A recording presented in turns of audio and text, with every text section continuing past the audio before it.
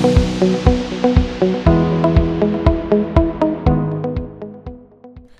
everyone, and welcome back to another episode of EdTech on the Street in the city that never sleeps. But we're actually based in our Noida office today with the Associate Director of Learning and Development in HR, Bhavna. How are you? I'm good, thank you so much. I'm super excited to be here. This is our first video in the Noida office, and we're not outside due to it being a little bit early in the morning, but we're just still going to jump into it and go live from the office. So, Great. are you ready to talk about EdTech, learning, and all things deep? Yes. Okay. I like the enthusiasm. To start, before we get super serious, we have an icebreaker. So let's say if you were a holiday, what holiday would you be and why? If I was on a holiday, it would be Hawaii Hawaii, okay. because I always wanted to see that place. Oh, And I like beach vacation more than mountains. oh, really? Yes. Okay. I think I like a combination of the two or the ability to go between the both, but I think you could find that in Hawaii. Nice. Okay, well, now we're going to jump right into it because we have a lot to cover in today's episode. So, talking more towards learning and development, not just in the internal side of Magic, but a little bit towards beyond what we do here. As career paths become less linear, how should education in EdTech better prepare learners for continuous upskilling rather than a single job-ready moment? Great. Well, EdTech plays a real key role in closing skill gaps, making the content and trainings accessible, flexible, and personalized for each learner. These days, we have a lot of AI and we can leverage those tools and create curated learning paths for learners. Hence, in this way, we build cross-functional expertise, wherein any student or any incumbent that we onboard, a new joiner, is first of all multi-skilled, Then, we build cross-functional expertise, train them on different tech stack so that, whenever there is a requirement, this person is job ready. So that's where, I think EdTech plays a key role in fostering talent, building capability, enhancing the technical skills in our developers, engineers, because predominantly, we are an IT EdTech organization. Right. So we hire a lot of technical folks. So all I can summarize is that EdTech definitely plays a role and it fosters a culture of continuous learning. Which is so important in this day and age. And I really like the point of cross-functional development, which I know just coming as a magician, we have our own learning and development. I get your emails every month and it has a wide variety of skills that we can work on internally. So I see courses for coding or maybe leadership management development, which I think is really helpful because it helps us build skills beyond what we were hired to do here. So, which is speaking toward that cross-functional skill development that you mentioned. So then, talking more about how technology is constantly evolving and maybe how now with AI, people are scared about skill gaps being created.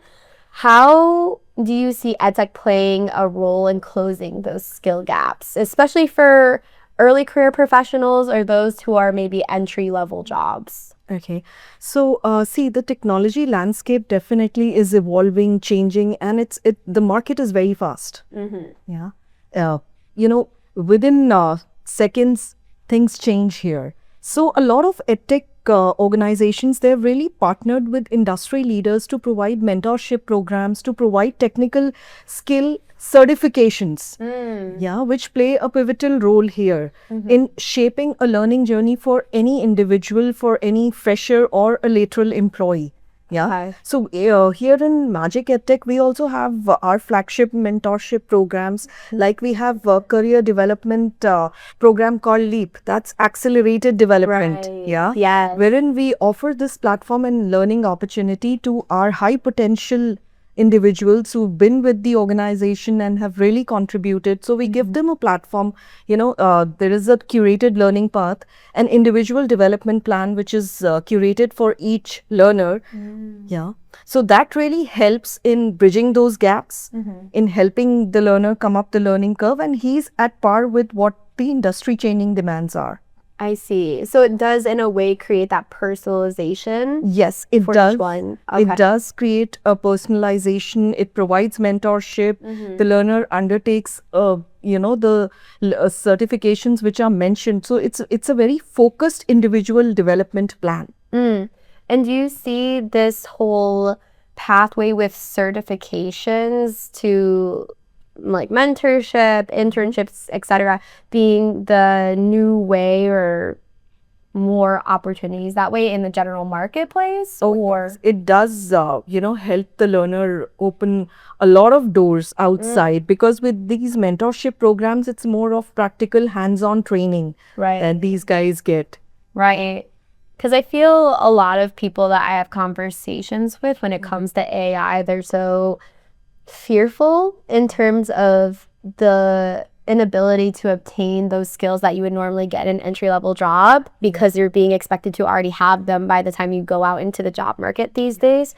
So I definitely feel the market is shifting more towards those types of programs like the one you're speaking to, where they do the mentorship and certification to hire people right away. Yes. So herein also we have personalized learning paths for, different set of developers and engineers, ranging from 0 to 5 years experience, then, between 5 to 8 years, then 10 years plus, because that's how we are driving the learning initiatives and building technical skill enhancement programs internally and making them at par with the competition side. So they really have a wide variety of experience exposure. Oh, yes. Oh, it's so great. It's so great. See, this is like when I was in university, I wish I had some programs more like this, because it was all very jump in with the startups industry, which is good because I feel like you learn a lot. But then that lack of mentorship or formal certifications to show in your portfolio is something that would have benefited me.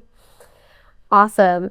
So then moving towards more of your own personal experience and just maybe not for magic, but beyond magic, what skills or mindsets are becoming just as important as technical skills for long-term career growth? See, for a long-term career growth, if you ask me, of course, the domain expertise, the technical skills are one part of it. But as an individual, as an educator or a learning and development personnel, I would always encourage, an open mindset, collaborative and flexible learning. Yes. Yeah. So flexible learning really helps, it breaks the barriers of language, time, space. So one has to be open to learning. And second part is the continuous learning. See, we all learn every day. Right. Yeah. And we learn from each other as well. Yeah. There may not be formal trainings or formal mentorship programs. However, learning can be through informal groups. Then discovery learning plays a major part here. Yeah. Yeah. So every day you learn something through discovering. Yeah. Just everybody browses through ChatGPT, Google, and these days we have a lot of AI tools wherein this curated content is also available. But then making this as a habit, making this your DNA of learning, that would really help. So the learner has to be open-minded. I believe one of our early episodes of EdTech on the Street, Depeche was speaking towards the power of curiosity. Yes. Which I believe is what you're explaining in terms of just exploring and what you take in as just being in the role or going out on your own to do your own research and education. I feel that curiosity is just such a huge aspect of that, because Absolutely. if you don't have curiosity, I feel like people then don't take the initiative to go out and do, as you said, like explore, research, learn out on their own. Yes. And, a learner should not be fixated or have a fixed mindset that, this is my career path and, I am going to do these ABC, these 3 things only. Because you never know, these days people switch careers, they build cross-functional expertise, they move around, and there are a lot of parallel careers that students pursue. Yeah, for sure. So that really helps. And coming to your point, yes, curiosity is very, very important, because if you're curious, you're eager to learn, then you will find your way. Yeah, and then you're flexible and with that open mindset. So it all ties together in a nice little It package. does. It does. Great. Well, we are going to start shifting a little bit more towards the future because we're at the end of 2025 right now. This episode will be in the beginning of 2026. Looking ahead, how can organizations design learning and upskilling programs that support both individual career growth and broader workforce inclusion? So when we talk about broader workforce inclusion, I think DEI plays a major part here. Right. Yeah. So as an L&D professional within Magic as well, we promote a lot of diversity, equity, inclusion initiatives. We have diversity trainings on our internal LMS called My Learning Portal. Yeah. So we go beyond the policy. It's not an abstract policy anymore, but DEI in action. Yeah, especially when it comes to women workforce, you increase the women workforce hiring, you promote a lot of diversity trainings internally. Yeah, carry those campaigns, provide equal opportunity, not language specific. Then these days, there are a lot of AI driven tools wherein we can curb the bias in learning. Yeah.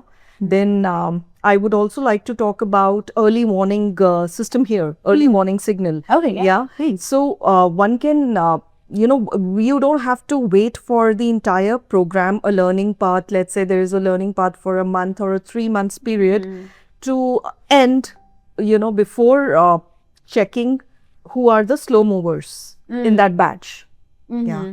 So there is an early warning system wherein the educator or a trainer can raise this for people who are slow learners. Maybe they need more of hand holding, more of guidance, more focused trainings.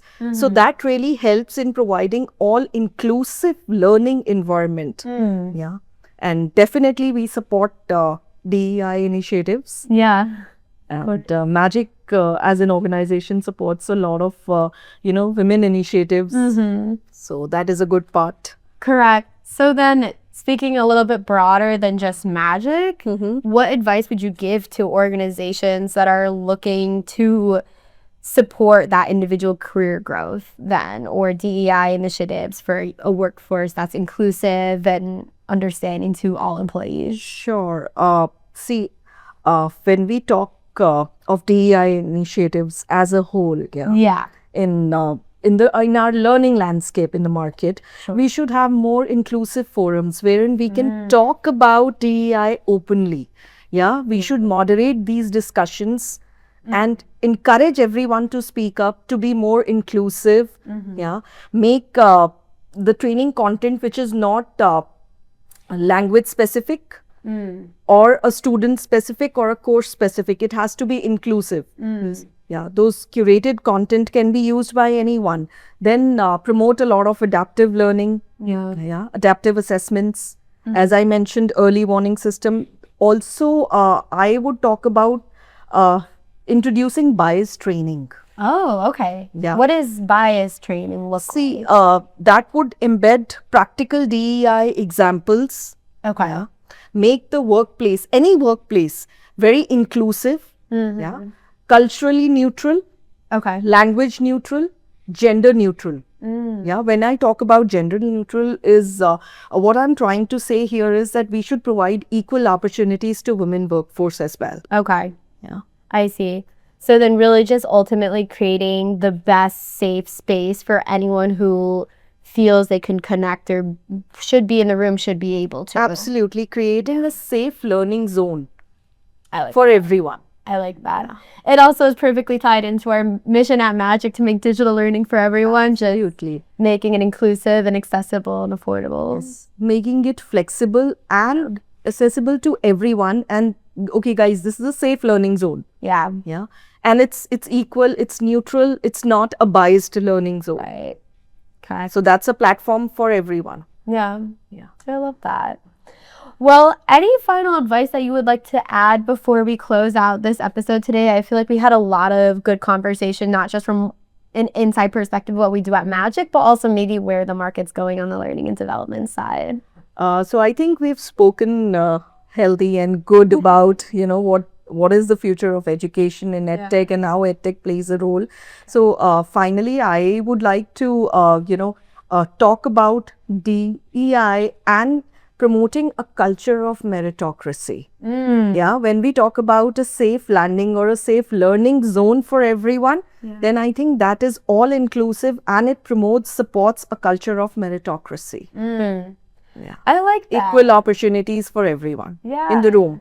I love that. No, that's such a positive note to end it on. So I want to thank you for coming on to our channel here to discuss about learning and development in the future in the EdTech industry with it.